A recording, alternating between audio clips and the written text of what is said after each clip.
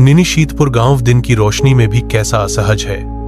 चारों ओर घने शालवन, बीच में संकरी मिट्टी की सड़क और गांव के बिल्कुल अंतिम छोर पर एक परित्यक्त 2 मंजिला घर। कोई नहीं जानता कि किसने बनाया था, कब बनाया था। सब सिर्फ एक ही बात जानते हैं, उस घर के आखिरी कमरे का दरवाजा कभी नहीं खोलना चाहिए। रात होते ही गांव के लोग दरवाजे, खिड़कियां बंद कर देते हैं, क्योंकि रात 12 बजे के बाद उस घर से आवाज आती है, पैरों की आवाज, फुसफुसाहट, कभी रोना, कभी हल्की हंसी। अर्णव शहर से आया है। वह एक यूट्यूबर है, भूतिया जगहों पर वीडियो बनाता है। निशीतपुर की कहानी सुनकर ही उसने तय किया कि यहां वीडियो बनाएगा।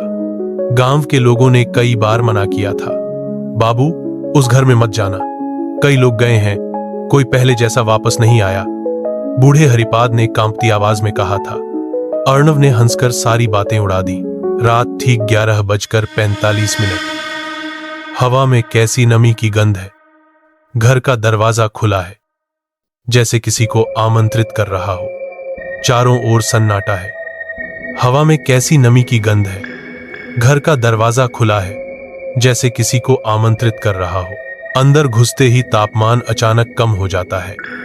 दीवार पर लटकी पुरानी तस्वीरों पर उसकी नजर पड़ती है। तस्वीरों में मौजूद लोगों की आंखें मानो कैमरे की ओर देख रही हों।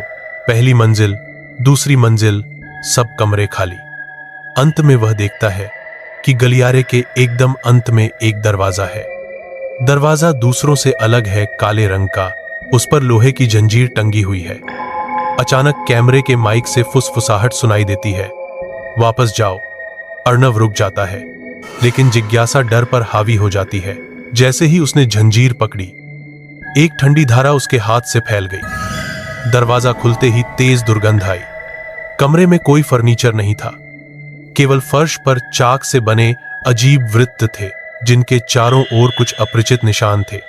बीच में एक लड़की बैठी थी। उसका चेहरा दिखाई नहीं दे रहा था, लंबे काले बालों से ढका हुआ। तुम कौन हो? अर्णव का गला सूख गया। लड़की धीरे धीरे सिर उठाती है। उसका चेहरा नहीं है।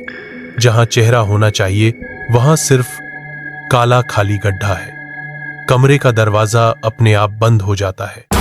अचानक दीवार पर दृश्य बदलने लगते हैं।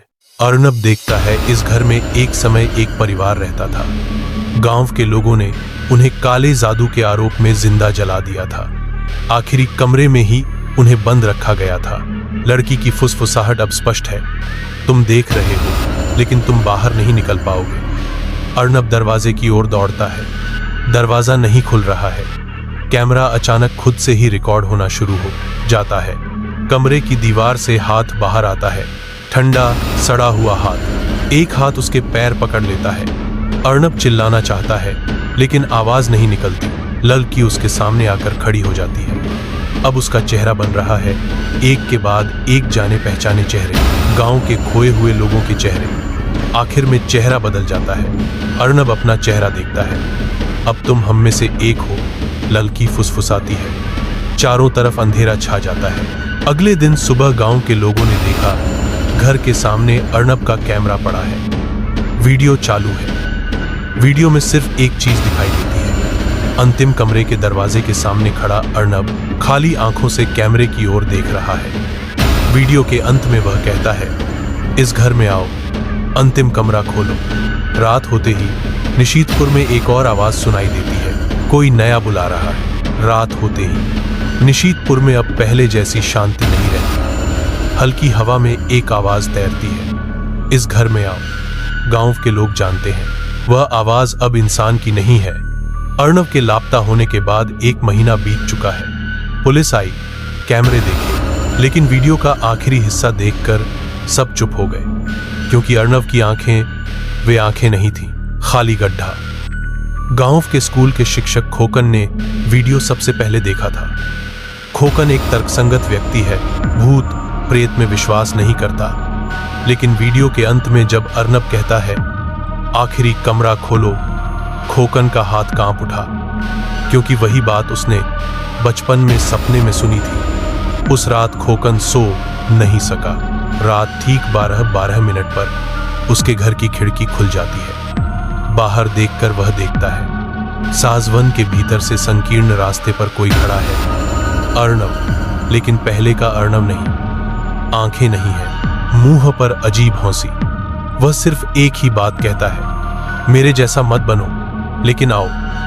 अगले दिन सुबह खोकन गायब है। गांव के लोग अब डर जाते हैं। वृद्ध हरिपाद रोते रोते कहते हैं, आखिरी घर फिर से बुलाना शुरू कर दिया है।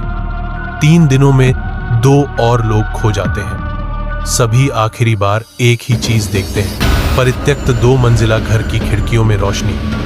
आखिरकार गांव के लोगों ने तय किया, अब और भागना नहीं है, आखिरी घर को नष्ट करना होगा। अमावस्या की रात 12 लोग हाथों में आग और लाठी लेकर घर के सामने खड़े होते हैं, लेकिन दरवाजे के सामने पहुंचते ही वे रुक जाते हैं, क्योंकि गलियारे के अंत में काला दरवाजा खुला है और दरवाजे के अंदर खड़ा है अर्णव, खोकन और भी कई चेहरे।